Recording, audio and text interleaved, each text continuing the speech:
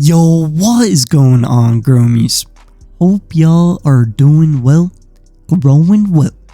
Now, GROWMIES, welcome back to the third episode of Northern Lights number 5, an authentic genetic. From our last episode, we saw how the tent was getting completely overrun, and we also took clones to prepare for flower. Using a bit of an unorthodox method to clone, we ended up having great success with pretty much most of the plants surviving and rooting. And since we have successful roots, that means that we have the green light to get these girls ready for flower.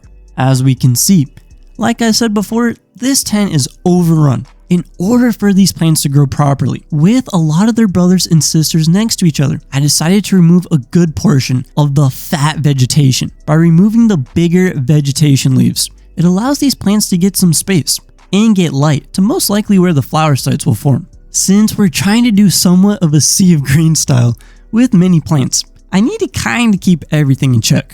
And after defoliating, I realized we might have a little bit of a problem. Originally, I wanted to conduct the entire grow inside the 2x4. However, we quickly ran out of space with all these projects going on.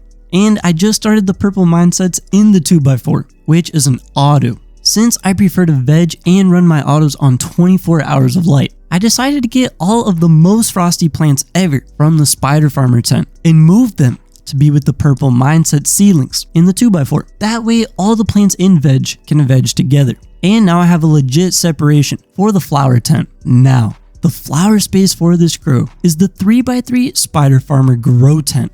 Previously, we've used the Spider Farmer 3x3 for many grows, and it's always given us amazing fat harvest with a decent amount of space to do exactly what we need to do. After moving all of the Northern Lights 5 plants to their new flowering home, I wanted to give them just a couple days to settle in. And by a couple days, I mean more like 10 days. And in those 10 days, I only watered one time, mainly due to just real life getting in the way, but no excuses. GROWMIES, I'll say this over and over and over again. If you're growing in organics, you need to stay on top of watering. Otherwise, very quickly, your plant's health will diminish and the soil health will diminish as well, since the plants have just been a little underfed. And it's been about a month since we fed them. I decided to finally do so. So what are we feeding Northern Lights number 5?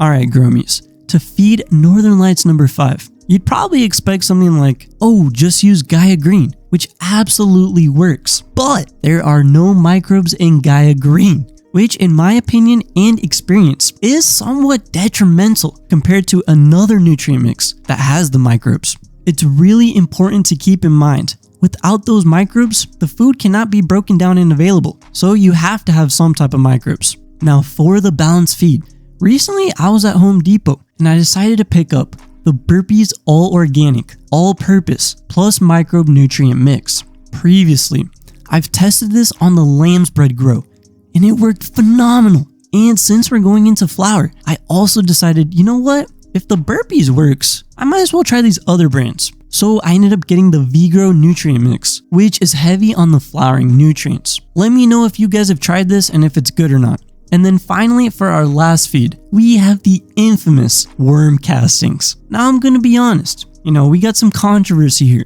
Personally, every time that I use worm castings, I don't know. I just feel like sometimes I don't know how much it's really helping the plant. Personally, when I've used it before, I guess I was expecting it to really carry the growth and development of my plants.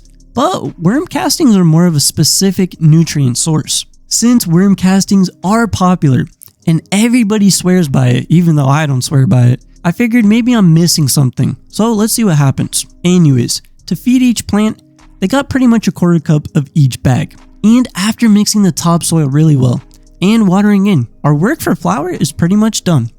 My ideology and methodology is having a fat stack of backup nutrients on the top will continuously slowly break down throughout flower, giving the plants all the necessary nutrients that they need.